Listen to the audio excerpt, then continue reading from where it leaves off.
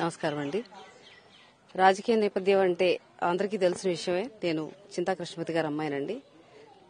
ఇదివరలో నాన్నగారికి సీటు జగన్ గారు కన్ఫర్మ్ చేశారు.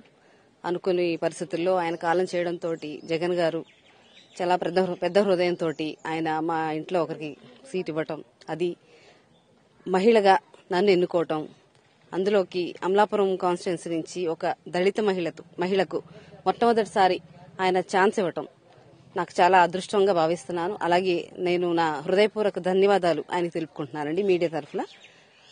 ఇక రాజకీయాలంటారా, నేను ఈ ప్రయాణంలో గత 3 నెలలుగా నేను ఎక్కడికి వెళ్లినా అఖండ ప్రజాదరణ నేను చూస్తున్నానండి. నన్ను చాలా ప్రేమగా వారింటి ఆడబడుచుగా ఆదరించి నన్ను హక్కును చేర్చుకుంటున్నారు. ముఖ్యంగా మహిళలు మరియు మిగతా అందరూ పెద్దలు ఎవరైనా సరే చాలా పాజిటివ్ దృక్పథంతో నన్ను రిసీవ్ చేసుకుంటున్నారు. ప్రతి రాజకీయ నాయకుడు వెళ్లే పందాలోనే మేము వెళుతున్నామండి.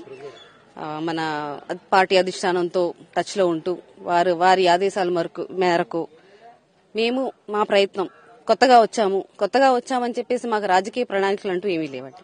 ఖచ్చితంగా మేము ప్రజల్లో తిరుగుతూ ప్రజల ఆదరణ కోసమే ముఖ్యంగా ప్రజల్లో తిరుగుతున్నాము. ఖచ్చితంగా అండి, ఆయన నా మీద ఎంతో నమ్మకంతో ఈ బాధ్యతను అప్పచెప్పారు. కాబట్టి ఆయనకి నా శాయశక్తుల నా పగలు రాత్రి కష్టపడి నేను ఆయన పార్టీ కోసం పనిచేసి ఆయనకి రిటర్న్ గిఫ్ట్ గా విజయాన్ని అందించాలని నేను మనస్ఫూర్తిగా కోరుకుంటూ ఆయనకి ఇది సాధించి చూపించాలన్న ఒక దృఢ నిశ్చయంతో ఉన్నానండి.